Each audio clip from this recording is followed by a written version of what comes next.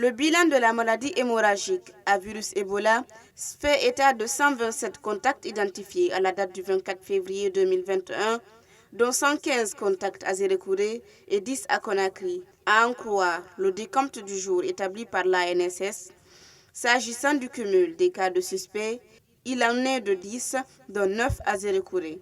À noter que 4 patients sont actuellement hospitalisés, dont 3 à Zérékouré et 1 à Conakry. À côté, il y a la fièvre jaune qui a coûté la vie à 14 personnes, la poliomyélite, mais aussi et surtout la rougeole. La gestion concomitante des différentes épidémies constitue le défi de taille auquel le ministère de la Santé, à travers l'ANSS, devrait faire face avec une forte mobilisation des ressources.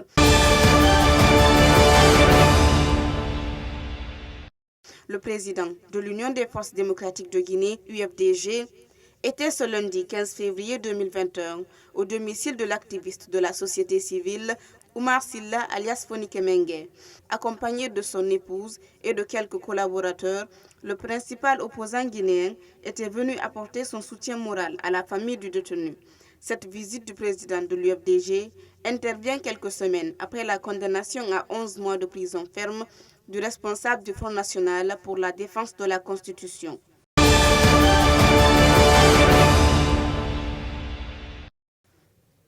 Le président léonais, Julius Maada Bio, séjourne en Guinée depuis ce lundi. Il a été accueilli à l'aéroport de Conakry par son homologue guinéen Alpha Condé. Ce mardi, plusieurs accords seront signés entre les deux pays. Mais le dossier le plus important concerne la réouverture de la frontière entre la Guinée et la Sierra Leone. Après 2 missions à Conakry et à Freetown, au cours desquelles les deux États ont travaillé sur les soucis qui les opposent, la rencontre des deux présidents était annoncée pour passer à la signature d'un accord conclu entre les deux parties. Le dit accord, devant conduire à la réouverture de la frontière, pourrait intervenir ce mardi dans la capitale guinéenne.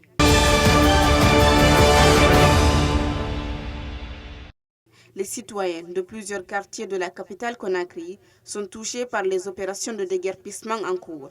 La Sigmadina, secteur reconnu comme un fief du RPG Arc-en-Ciel, n'en fait pas exception.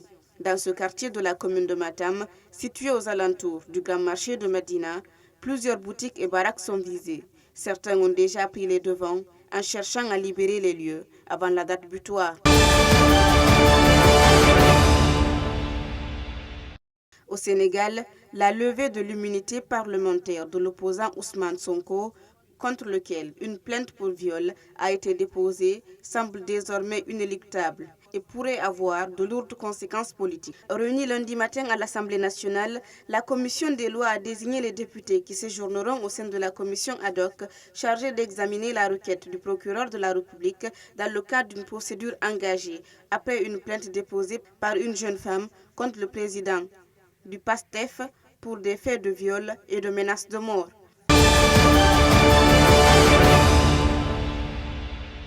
En Côte d'Ivoire, le fils de Laurent Gbagbo sera le candidat de l'opposition aux législatives du 26 mars dans la commune de Yopougon. Une circonstance emblématique pour un homme qui affirme mûrir depuis longtemps son projet politique. Comme d'autres fils de président, il a fini par basculer. Happé par cette politique, qu'il a si souvent éloigné de son père, qu'importe, à 51 ans, Michel Gbagbo est décidé à vivre à son tour le grand frisson d'une élection au suffrage universel.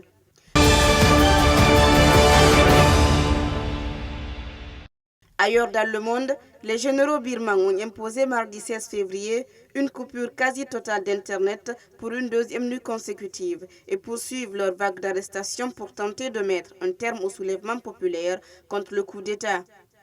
La Birmanie a récupéré Internet ce mardi matin à 9h. C'est la deuxième nuit de coupure d'affilée. C'est aussi la deuxième nuit de calme d'affilée depuis que les arrestations nocturnes se sont multipliées.